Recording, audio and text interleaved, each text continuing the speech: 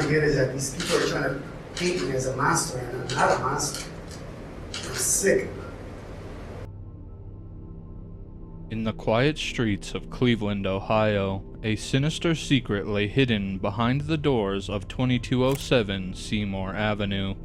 Ariel Castro, a man known to the community as a former school bus driver, was hiding a horrifying reality within the walls of his seemingly ordinary home.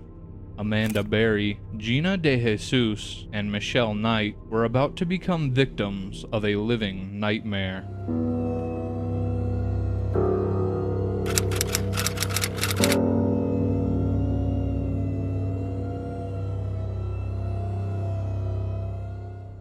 The nightmare began with Michelle Knight, who vanished in 2002 at the age of 21. Michelle, who had already experienced the heartache of losing custody of her young son, disappeared after leaving a cousin's house on her way to a court appearance related to her custody battle, but the police dismissed her disappearance as voluntary, later acknowledging that limited resources had been spent on investigating her disappearance, in part because she was an adult. Authorities believed that she had run away voluntarily due to anger over losing custody of her son, but the truth was far more chilling. Castro had abducted Knight, binding her in chains within his house of horrors on Seymour Avenue. Amanda Berry was the next to disappear, just one day before her 17th birthday. She was last heard from around 8 p.m. on April 21, 2003, when she called her sister to tell her she was getting a ride home from her job at Burger King. Berry accepted a ride from Castro as she trusted him, knowing his daughter. Unbeknownst to Berry, this fateful decision would change her life forever. She became another captive in the nightmarish household. The FBI initially considered her a runaway until a week after her disappearance, when an unidentified male used her cell phone to call her mother, cruelly taunting that her daughter was fine and would return in a matter of days, though we now know this was not the case. In April 2004, 14-year-old Gina DeJesus vanished on her way home from school. She was last seen at a payphone around 3 p.m. At the time, she was friends with Castro's daughter, Arlene.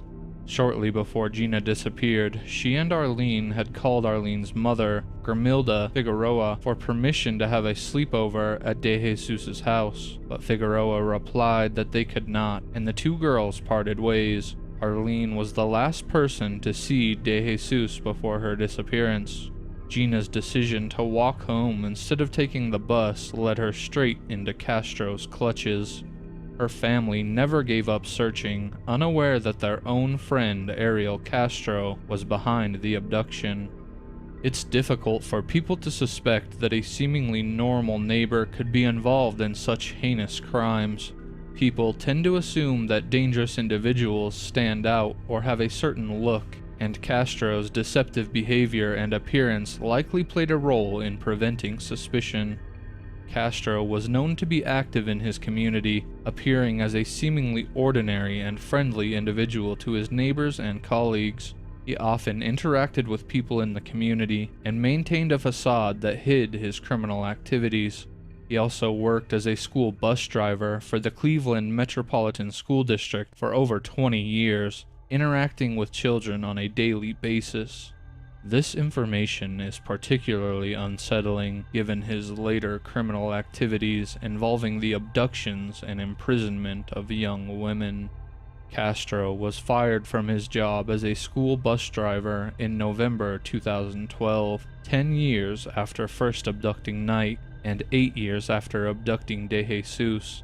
He was fired for multiple cases of what the school district referred to as bad judgment, including making an illegal U-turn with children on board, using his bus for personal errands, and leaving a child on the bus while he went to eat lunch. His firing was not related to the heinous crimes he would later be charged with, as all the while he was employed, no one had any idea of the ongoing horrors in his home. Inside Castro's boarded-up home, the three young women endured unimaginable suffering.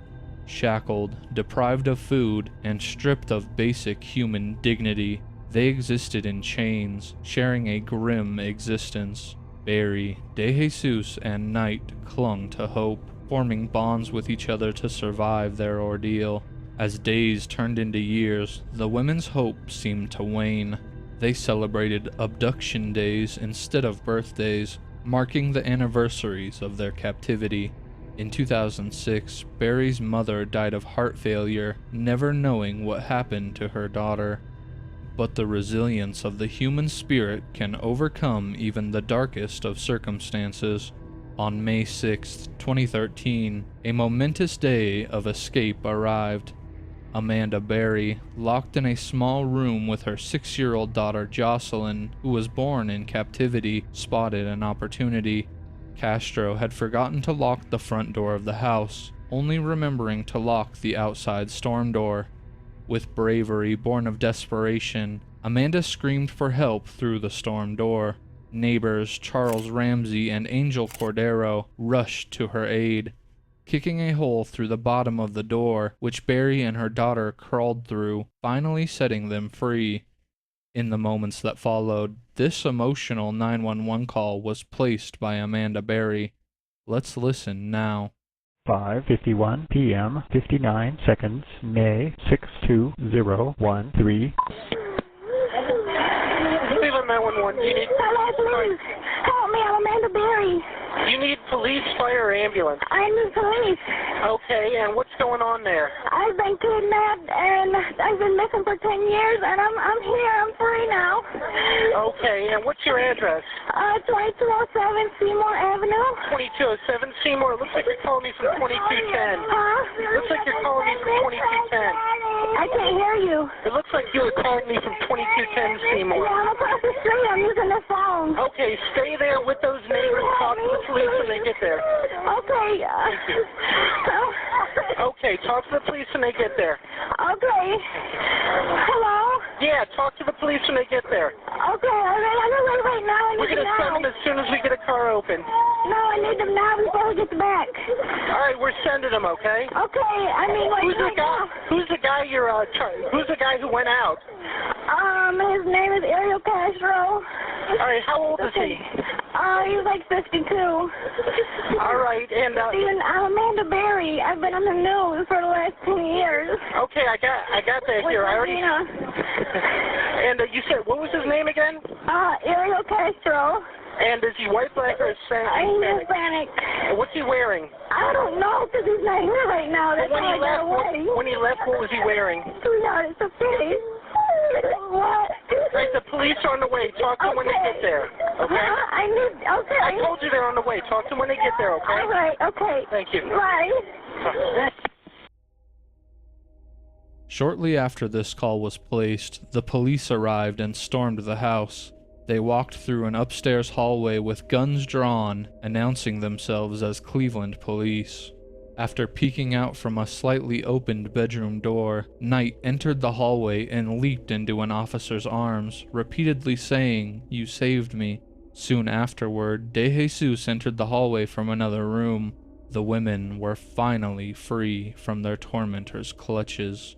The horrors of their captivity were exposed as the details emerged. The women had been chained, subjected to physical and emotional abuse, and even endured forced pregnancies that ended in miscarriages. The depth of their resilience and strength became evident as they recounted their harrowing experiences. Ariel Castro's arrest followed their escape, taking place in a McDonald's parking lot shortly after the victims were rescued. Charged with 4 counts of kidnapping and 3 counts of assault, Castro's facade of normalcy crumbled. His house of horrors was exposed to the world as investigators pieced together the horrifying details of his crimes. The survivors bravely recounted their years of captivity, revealing the extent of Castro's sadistic cruelty. A DNA test was conducted that confirmed that Castro was the father of Barry's daughter. Knight also told police that she had been pregnant at least 5 times during her imprisonment. but Castro had forced her to miscarry by starving her and punching her in the stomach. During the trial, Castro maintained a delusional narrative, trying to justify his actions and portray himself as a victim. He shifted between apologizing and blaming the FBI for failing to catch him, as well as blaming his victims themselves for getting in a car with a stranger. Ultimately, the survivors' testimonies and the overwhelming evidence painted a clear picture of his monstrosity. On July 12, 2013, a grand jury indicted Ariel Castro on 977 counts, including 2 counts of aggravated murder for his role in the termination of one of the women's pregnancies, 512 counts of kidnapping, and 446 counts of assault. Castro initially pled not guilty, but on July 26th, he entered a guilty plea as part of a plea bargain to avoid the death penalty. Castro was sentenced to consecutive sentences of life in prison plus 1,000 years, all without the possibility of parole. Under the plea deal, Castro forfeited his right to appeal. Castro was told by Judge Michael Russo, "You will not be getting out, is that clear?" To which Castro responded, "I do understand that, Your Honor." As the survivors embraced their newfound freedom, Castro's conviction and life sentence without parole offered a semblance of justice. A law firm representing the women released a statement that the 3 women were relieved by today's plea. They are satisfied by the resolution to the case. In court, Knight told Castro, "You took 11 years of my life away. I spent 11 years in hell. Now your hell is just beginning. I will overcome all that has happened, but you will face hell for eternity. I can forgive you, but I will never forget." You took 11 years of my life away, and I have got it back. I spent 11 years in hell. Now your hell is just beginning. I will overcome all this that happened, but you will face hell for eternity. However, on September 3rd, 2013, only 1 month into his sentence, Castro's story came to a dark end, as he was found suspended by his bedsheet in his prison cell. The survivors, Amanda Berry, Gina DeJesus, and Michelle Knight, embarked on the journey to reclaim their lives. Despite the media frenzy, they sought privacy and healing. Michelle Knight changed her name to Lily Rose Lee, symbolizing her rebirth. She got married, wrote a book about what happened, and continued to raise awareness about abduction and abuse. Amanda Berry embraced her role as a mother to Jocelyn and worked on projects related to missing persons. Gina DeJesus, along with Berry, co-authored a memoir that shared their story of survival. They joined forces to support the Northeast Ohio Amber Alert Committee, dedicated to helping missing persons and their families. As part of the plea bargain, the house where Castro had lived and held the women captive was demolished on August 7, 2013. Knight was present and handed out yellow balloons to spectators, which she said represented missing children. The balloons were released before DeJesus's aunt began the demolition with a swing of a crane.